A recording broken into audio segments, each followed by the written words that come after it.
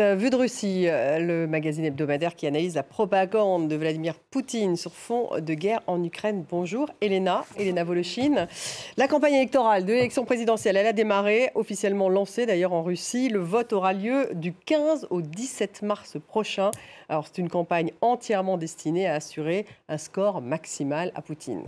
Oui, la campagne a démarré lundi dernier avec l'enregistrement par la commission électorale russe du premier candidat dit indépendant, c'est Vladimir Poutine. L'occasion pour la présidente de la commission, Ella Pamfilova, de dévoiler le slogan officiel de cette campagne. Regardez cet extrait de la télévision russe. La présidente de la commission, Ella Pamfilova, présente le slogan de la campagne et annonce une nouvelle étape. Aujourd'hui, nous lançons la deuxième étape d'information des citoyens, avec une nouvelle vague publicitaire. Avant tout, je vous présente le slogan de cette campagne présidentielle. Ensemble, nous sommes la force, votons pour la Russie.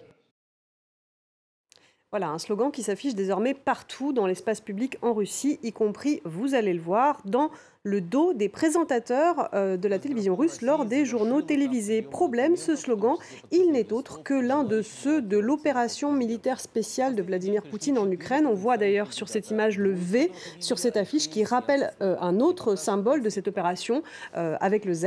Or, c'est censé être le slogan de la campagne et non pas celui de Vladimir Poutine qui doit être mis en avant par la commission électorale puisque la loi russe interdit à la commission, tout comme aux médias, d'influencer le vote des électeurs en faveur d'un candidat ou d'un autre. Un mélange des genres qui laisse peu de place au doute quant au parti pris médiatique. Lors de cette élection, comme lors de toutes les précédentes, le régime mobilise en fait ce que l'on appelle en Russie la ressource administrative, c'est-à-dire lorsque tous les moyens dont dispose l'État sont mis à disposition sont mobilisés pour verrouiller le scrutin. La fraude, elle commence donc dès la campagne et non pas seulement au moment du vote. Et parmi ces multiples instruments, il y a les faux candidats. Plusieurs d'entre eux se sont désistés au dernier moment au profit de Vladimir Poutine. Regardez comment fonctionne cette technologie électorale à travers, encore une fois, un extrait de reportage de la télévision russe. Cette course électorale se distingue déjà par le comportement très éthique et professionnel des candidats. Par exemple, Irina Sviridova est une candidate potentielle qui s'est présentée à la commission électorale aujourd'hui. Elle a déclaré qu'elle n'avait pas réussi à obtenir le nombre de signatures nécessaires pour enregistrer sa candidature, mais elle a décidé de transmettre à l'équipe de campagne du candidat Vladimir Poutine les demandes que lui ont exprimées les électeurs. Parce qu'elle estime que c'est bien Vladimir Poutine qui pourra satisfaire chacune de ces demandes et résoudre tous les problèmes. Sergueï Babourine, qui collectait également des signatures, a lui aussi retiré aujourd'hui sa candidature et a appelé à se consolider autour de Vladimir Poutine. Nous avons décidé de retirer ma candidature au profit des intérêts supérieurs de notre patrie, pour que les idéaux au nom desquels nous œuvrons l'emportent. Aujourd'hui, la société ne voit pas d'autres personnes qui pourraient poursuivre et achever ce qu'a commencé Vladimir Poutine, à part Vladimir Poutine lui-même. Donc de soi-disant candidats qui finalement appellent à voter pour Vladimir Poutine. Il y a d'autres candidats qui, eux, ont été enregistrés à la commission, les représentants des partis politiques, notamment qui siègent à la Douma, Elena, le Parlement russe, mais eux non plus, bien sûr, ne représentent pas une menace pour Poutine. Non, il s'agit d'hommes politiques qui, sur l'échiquier russe, participent traditionnellement au maintien du système. Il y a par exemple Leonid Slutsky, le chef du parti LDPR. Le 27 décembre, il a déclaré, je cite, « Je rêve de vaincre à l'opération militaire spéciale, mais vaincre Poutine, non, je n'en rêve pas. Pourquoi faire? Poutine est l'homme politique le plus influent de la planète. » Fin de citation.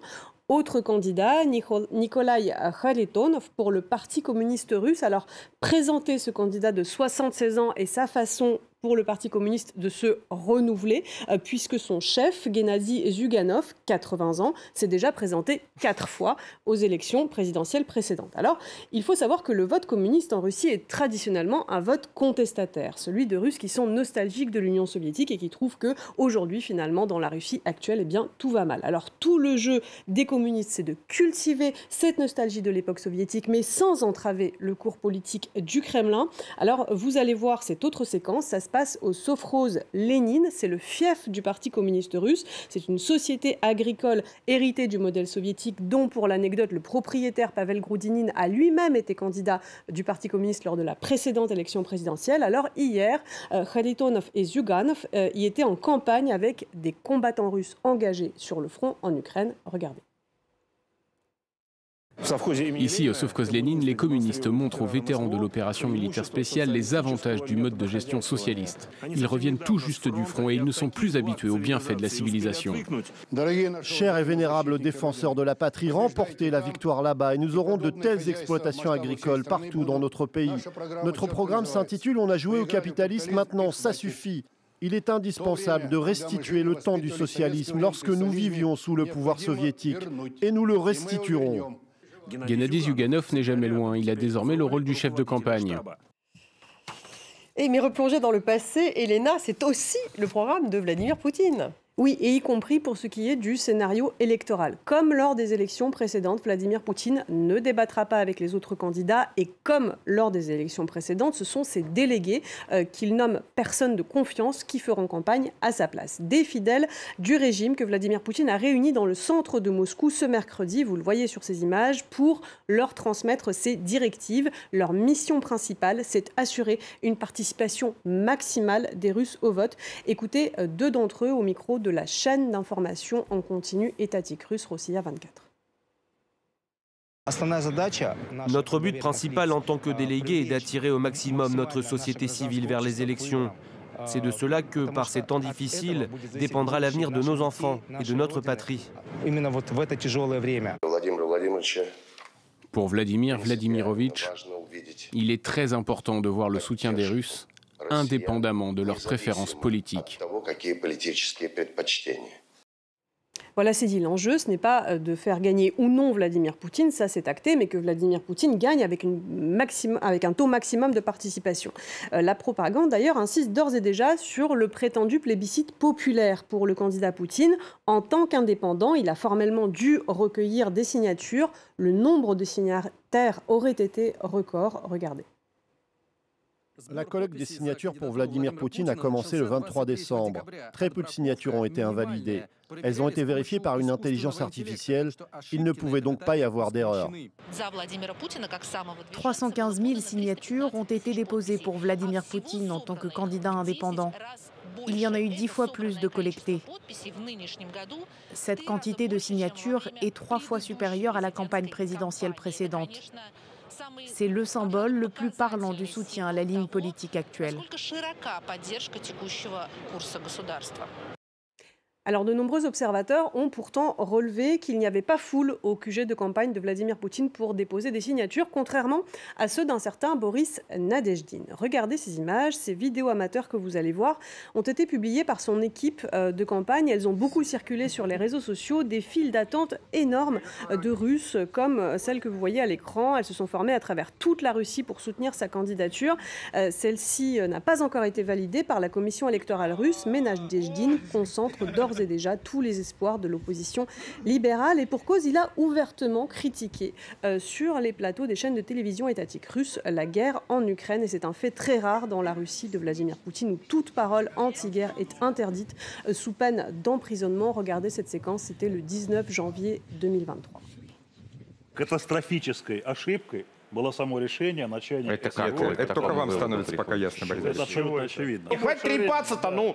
Этот бред оставляет. Опросы посмотрите. Какие опросы вы посмотрите, кто на фронте, кто там помогает? Один конкретный вопрос. Вы умудрились 5 минут времени, простите меня, сожрать, и при этом на него не ответить. Ну-ка расскажите, Борис Борисович, без миллионов... Борис Борисович, демагогией не надо заниматься. А что такое победа? Борис Борисович, А что такое победа? Борис Борисович, мне вас попросить выйти? Или мы как-то все-таки тут pоработаем немножко? Все, я замолчу.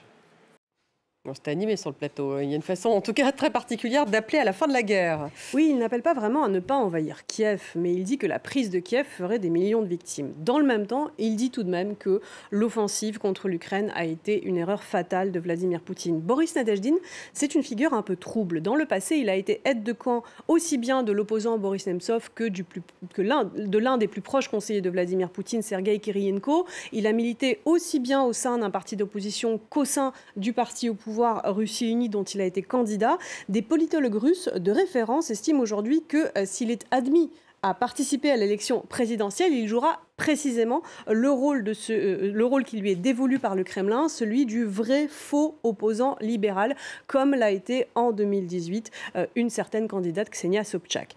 Et quand bien même des vrais opposants anti-guerre, comme le chanteur du groupe de rock russe DDT Yuri Shevchuk ou la journaliste Ekaterina Kotrikadze appellent à faire bloc derrière lui, malgré tout cela, regardez.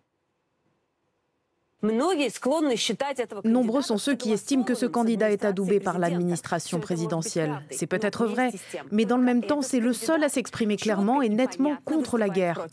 La signature pour Nadejhdine n'est pas pour lui, elle est contre Poutine. C'est comme de faire un doigt d'honneur au Kremlin sans aller en prison derrière. Je vais le dire franchement, pour moi, c'est très dur de fermer les yeux. Mais nous n'avons pas d'autre choix. On peut juste ne rien faire ou bien faire quelque chose. Les gens ont besoin d'agir. Les files d'attente à ces QG de campagne en sont la preuve. Alors bonne chance à Boris Nadejhdine. Alors, vrai libéral ou imposteur envoyé par le Kremlin pour sonder ce que l'on appelle en Russie le potentiel de protestation. L'avenir très proche nous le dira. La commission électorale russe devrait annoncer assez vite ou pas si le candidat Nadejhdine est enregistré ou non pour concourir. Merci Elena, c'est tout pour